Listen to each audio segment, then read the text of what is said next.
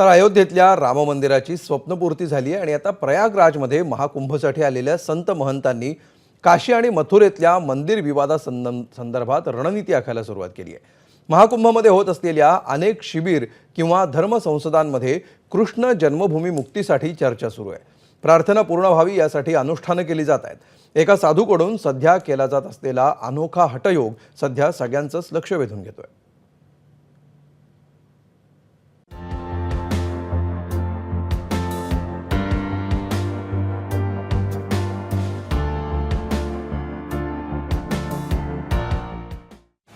हे आहेत आशुतोषजी महाराज।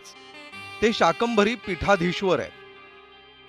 श्रीकृष्ण जन्मभूमी मुक्ती निर्माण ट्रस्टचे अध्यक्षही आहेत। श्रीकृष्ण जन्मभूमीच्या पूर्ण मुक्तीसाठी ते असे कष्ट घेत आहेत। 24 तास ते असेच उभे राहून असतात। एका झोपाळ्याचा आधार घेऊन ते अशी प्रार्थना करतात। श्रीकृष्ण जन्मभूमीसाठी अलाहाबाद हायकोर्टात सध्या खटला सुरू आहे।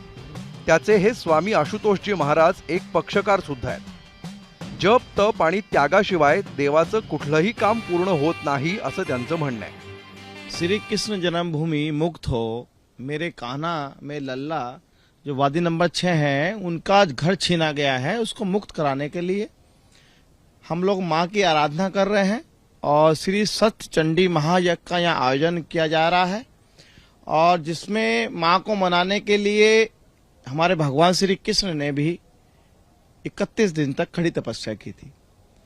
तो हम लोग ने ये तपस्या कर रहे हैं और बिना तप के, बिना पूजा अर्चना के कोई भी कार्य सिद्ध नहीं हो सकता है, चाहे वो मुकदमा हो, चाहे किसी का ग्रस्त जीवन हो या संसार की अन्य कोई भी चीज हो।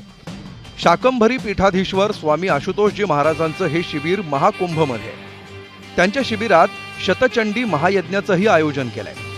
दुसरीकडे स्वतः आशुतोषजी असं न बसता अखंड उभं राहण्याचं अनुष्ठान करतायत। त्यांची ही साधना महाकुंभ सुरू होण्यापूर्वीच म्हणजे 13 जानेवारीच्या आधीपासूनच सुरू आहे।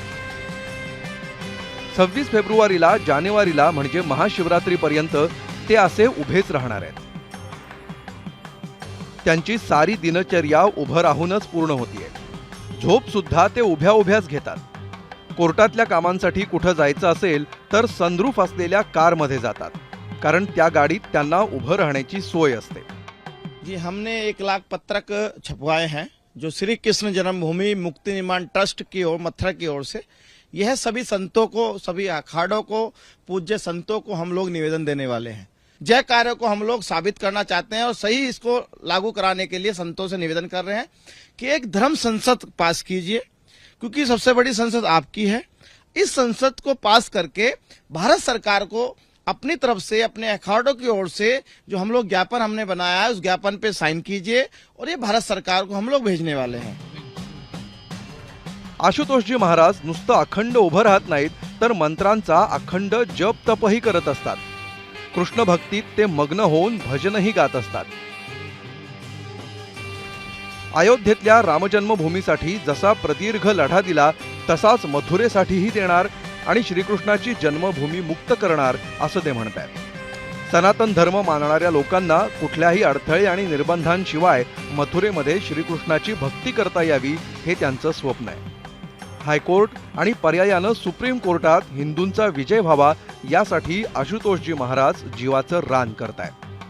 आओ मोहिना भोग लगाओ मोहिना, मेरा भोग करो स्वीकार रे। अब कौन बजाए बांसुरिया, ऐसा भोग लगाओ मेरे मोहन, सब अमृत हो जाए मोहन, सब अमृत हो जाए। निश्चित तौर पर कहा जा सकता है कि भृगवंशी आशुतोष पांडे जी जो महाराज हैं वो मथुरा से चल करके आए हुए हैं। मथुरा में श्री कृष्ण जन्मभूमि के मुक्ति के लिए लगातार अदालती लड़ाई लड़ रहे हैं। तमाम बार इनको धमकियां मिल चुकी हैं और प्रयागराज महाकुंभ के सेक्टर 16 में इनका जो शिविर है वहां पर लगातार खड़े होकर के अनूठी साधना कर रहे हैं।